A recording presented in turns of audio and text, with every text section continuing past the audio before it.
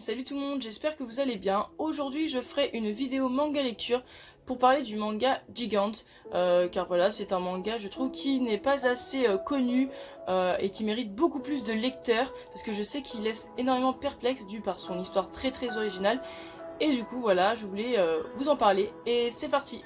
Alors Gigant est un seinen, donc avec 5 tomes en cours au Japon et 4 tomes comme vous voyez là en France. Donc voilà, moi j'ai eu le présentoir, voilà, et en plus gratuitement on me l'a offert, voilà, donc c'est vraiment gentil, comme c'est stylé, je pouvais pas laisser ça comme ça. Fait par l'auteur, le même mangaka que celui qui a fait Gantz et celui qui a fait Lastiro, donc voilà, c'est pour vous situer un petit peu le level niveau dessin et aussi en originalité du côté de l'histoire. Il pèse dans le game, oui. Alors Gigant, c'est l'histoire de Rei, qui est un lycéen et qui rêve de devenir réalisateur, car voilà, il est fan de cinéma et il rêve de devenir réalisateur comme son père. Et comme tout le monde, bien évidemment, il a une actrice favorite. Mais c'est loin d'être une actrice comme on le pense, car Rei est tout simplement fan d'une actrice porno, voilà, qui s'appelle Papiko. C'est la fille que vous voyez avec les cheveux roses sur toutes les couvertures des tomes. Donc voilà Papiko. Donc un jour, en parcourant les réseaux sociaux, Rei découvre que certains en fait s'amusent à divulguer des infos personnelles sur l'actrice, notamment son adresse, disant qu'elle habite justement dans le même quartier que Rei.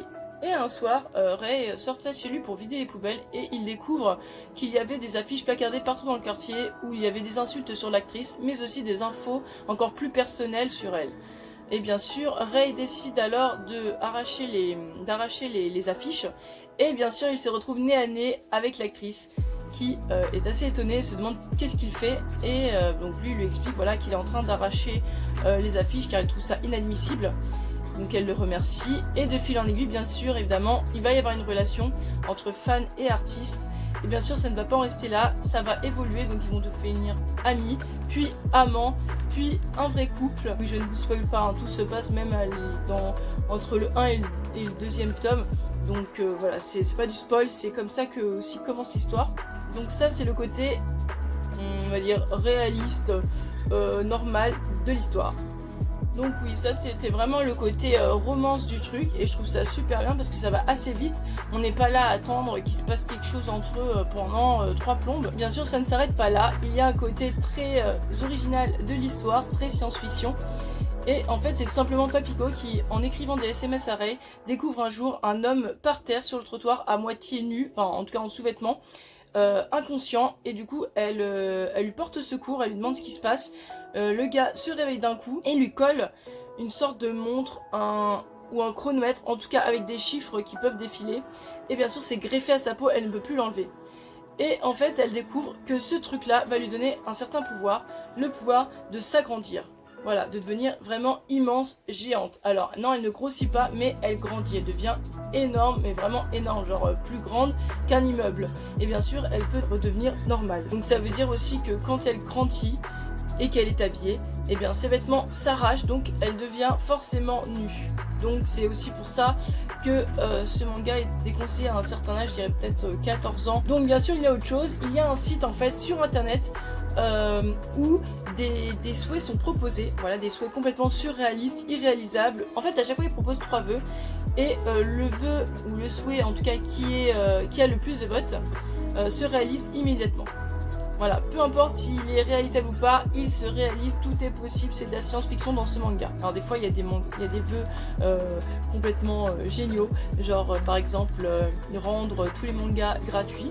Alors moi j'aurais voté ça personnellement je me serais précipitée dans les boutiques, ça aurait été la guerre. Alors il y avait un autre vœu où en fait c'était qu'un dieu vivant descende du ciel et arrive sur Tokyo pour détruire la ville et tuer du coup plein de gens. Les scènes elles sont incroyables, vraiment dans le manga les scènes comme ça, c'est le dessin, un bijou. Bien sûr c'était un jour où Rei était en ville avec ses parents et donc bien sûr tout le monde est en danger, tout le monde est menacé et bien sûr il cherche à s'enfuir et à un moment donné il se retrouve bloqué, il appelle sa copine, donc Papiko, et il dit qu'il va certainement mourir et tout ça. Et Papiko panique et décide de bien sûr s'agrandir et d'aller coller une raclée à ce dieu vivant. Car bien sûr c'est pas du spoil, mais bon je dois vous raconter l'histoire parce que ça commence comme ça. Papiko le tue Et en fait ça n'en reste pas là, car elle est après recherchée par tout le monde, par le gouvernement, par la police, par tout le monde, en disant c'est qui cette fille, elle a tué plein de gens, c'est un acte terroriste et tout ça, alors que pas du tout. Justement elle a protégé la ville. C'est ceux-ci et les gens qui ont osé voter en connaissance de cause, qui ont voté ce souhait-là, qui sont pour moi des terroristes. Vraiment il y a une forme d'injustice et elle va être bien sûr arrêtée par la police. Et bien sûr les vœux ne s'arrêtent pas là, car il va y avoir pire que ça. Les gens vont voter que des dieux vivants descendent et bien sûr que Tokyo soit réduit à 1 million de personnes. Donc c'est pour vous dire, je sais pas combien Tokyo possède de millions d'habitants. En tout cas, c'est pas juste 1 million et quelques, c'est vraiment beaucoup plus que ça. Donc comment vous dire que des millions de personnes vont mourir. Et Papiko est arrêtée, donc elle peut rien faire. Et les gens descendent, enfin les dieux vivants descendent du ciel et commencent à détruire la ville. Mais ils saccagent tout, ils jouent avec les êtres humains, ils les piétinent, ils les prennent comme ça, ils les balancent d'un immeuble à un autre. Enfin voilà, on se croirait vraiment dans l'attaque des titans, version Gantz, tout ça. C'est juste incroyable. Et du coup là est le problème, parce que beaucoup de gens se disent mais mince, même la police ne peut rien faire, parce qu'il y a la police et l'armée qui commencent à essayer de tuer les monstres et tout ça, mais rien n'y fait. Ils arrivent peut-être à en tuer un ou deux, et encore c'est pas suffisant parce qu'il y en a plein qui arrivent, parce que le souhait doit se réaliser. Et en fait, certains commencent à se dire mince, mais attends, Papiko est peut-être en fait une héroïne, parce que c'est la seule qui peut en fait nous débarrasser de ces dieux vivants, en fait, de ces dieux qui descendent du ciel. Donc ils commencent à se poser la question et ils disent peut-être que Papiko va devoir être relâché pour aider en fait le monde, pour aider la ville de Tokyo. Et ça se termine un peu comme ça.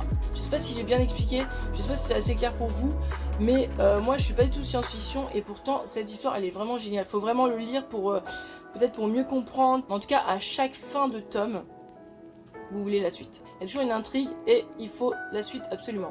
Ensuite, ce que j'aime beaucoup, c'est la romance assez élaborée. C'est pas, en fait, on découvre que Rei, c'est pas forcément pervers. Alors, c'est son actrice porno préférée. Oui, il mate du porno, mais comme énormément de gens, je veux dire, tout le monde en a regardé au moins une fois dans sa vie.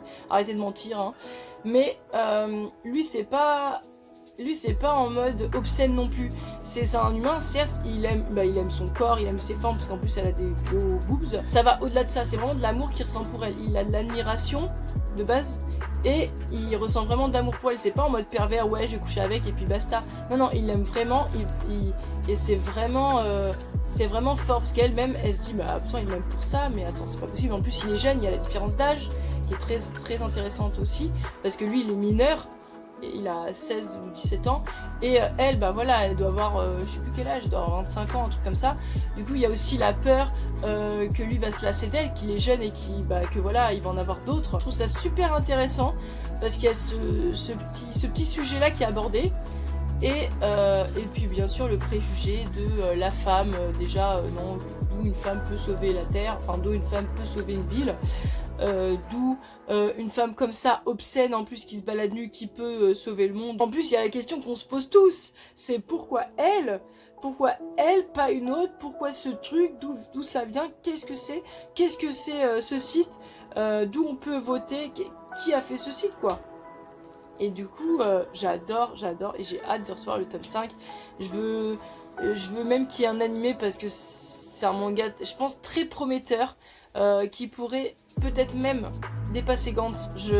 J'en suis sûre. J'en suis sûre que c'est un manga qui pourrait dépasser Gantz. Alors, bien sûr, je le conseille. Après, pas à tout le monde, hein, bien sûr, je conseille pas, bien sûr, aux enfants, ceux qui ont un peu moins de 14 ans, ou à la limite un peu moins de 12 ans, parce qu'il y a des scènes un peu olé olé. Déjà, la fille, elle est nue, on parle de porno, donc forcément, il y a des petites scènes qu'on va voir pendant les tomes, donc c'est un peu olé olé. Mais sinon, l'histoire elle-même, elle est super bien. Et puis les dessins, je vais vous montrer un peu, regardez. Déjà, j'adore parce que c'est un peu, voilà. Déjà, comme c'est un peu brillant. Et c'est comme ça sur tous les tomes, hein, sur ses cheveux, sur l'écriture. J'adore. Ils ont fait un peu Uniqlo, on dirait un Uniqlo de Wish. Mais bon, ça, on dira rien. Et les dessins sont juste incroyables. Regardez-moi ça. C'est juste incroyable. Incroyable. On se croirait dans l'attaque des titans, mais version science-fiction, version univers de Gantz. Incroyable quand même. On arrive à la fin de la vidéo, j'espère qu'elle t'aura plu. En tout cas, n'hésite pas à lâcher un pouce bleu si c'est le cas. Et n'oublie pas de t'abonner pour de prochaines vidéos. Salut!